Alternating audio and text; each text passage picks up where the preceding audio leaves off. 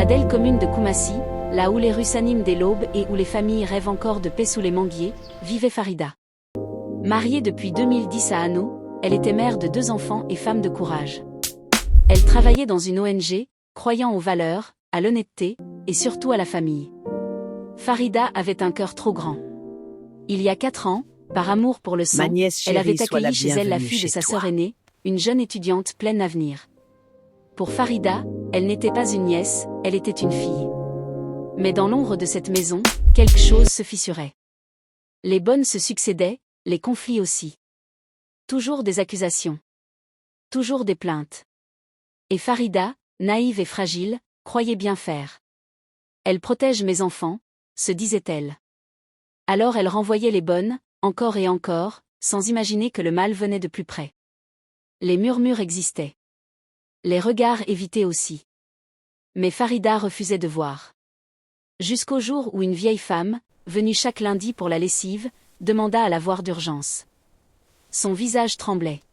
Ouvre Sa les voix yeux, ta aussi. nièce couche avec ton mari. Ce qu'elle révéla fut un C'est coup de elle la poignard. cause de ton malheur, ma fille. La nièce, malgré ses études, trouvait toujours le temps de revenir. A pour la famille. A pour les enfants. Mais pour trahir. Dans cette même maison. Dans ce foyer que Farida avait construit avec patience et sacrifice. Quand la vérité éclata, la nièce prit la fuite. Hanno, lui, tomba à genoux. Il supplia. Il avoua que cela durait depuis longtemps. Mais certaines blessures ne guérissent pas avec des excuses. Ma propre nièce, mon Farida Dieu, sentit son pourquoi cœur se briser. Elle ne pouvait plus conduire.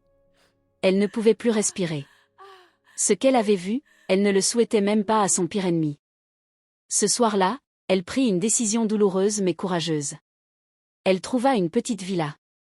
Elle prit ses enfants. Et elle partit. Non par faiblesse. Mais par dignité. Elle choisit la paix plutôt que le pardon forcé. La vérité plutôt que le mensonge. Et Dieu plutôt que l'enfer d'un foyer détruit. Morale et leçon de vie. Tout le monde ne mérite pas l'accès à ton intimité, même ceux du même sang. La confiance sans discernement peut détruire un foyer. Quand le respect disparaît, partir n'est pas fuir, c'est se sauver. Demandez un partenaire qui craint Dieu, car certains foyers deviennent l'enfer avant même le mariage. Si vous étiez à la place de Farida, qu'aurez-vous fait? Dites-le nous en commentaire et n'oubliez pas d'activer la cloche pour ne rien rater. À bientôt. Merci de nous avoir suivis jusqu'au bout. Et si vous avez aimé, like et partage, activez la cloche pour ne rien rater. À bientôt.